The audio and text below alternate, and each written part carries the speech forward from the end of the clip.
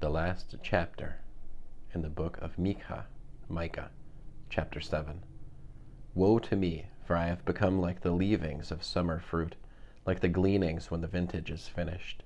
There isn't a cluster worth eating, no early-ripened fig that appeals to me. The godly have been destroyed from the land. There is no one upright among humankind. They all lie in wait for blood. Each hunts his brother with a net. Their hands do evil well. The prince makes his request. The judge grants it for a price, and the great man expresses his evil desires. Thus they weave it together. The best of them is a briar, the most upright worse than a thorn hedge. The time of your watchman, of your punishment, has come. Now they will be confused. Don't trust in your neighbor. Don't put confidence in a close friend. Shut the gates of your mouth, even from your wife, lying there with you in bed. For a son insults his father, a daughter rises against her mother, daughter-in-law against her mother-in-law. A person's enemies are the members of his own household.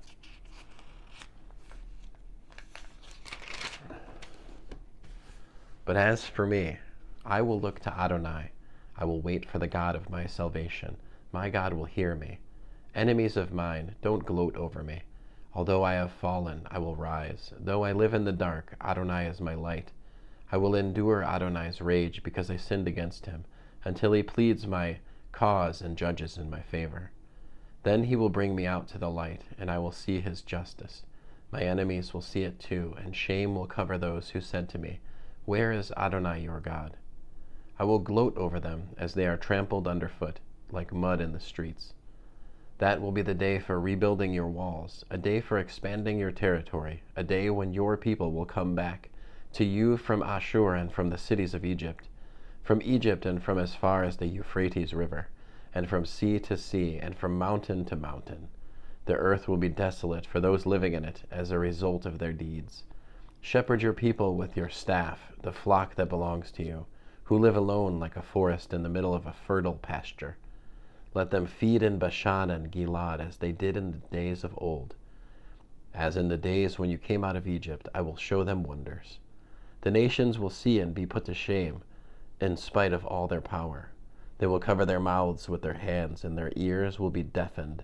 They will lick the dust like snakes. They will emerge from their fortresses trembling like reptiles that crawl about on the earth.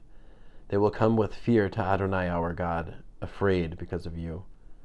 Who is a God like you, pardoning the sin and overlooking the crimes of the remnant of his heritage? He does not retain his anger forever, because he delights in grace. He will again have compassion on us. He will subdue our iniquities. You will throw all their sins into the depths of the sea. You will show truth to Yaakov and grace to Abraham, as you have sworn to our ancestors since days of long ago. End of Micah.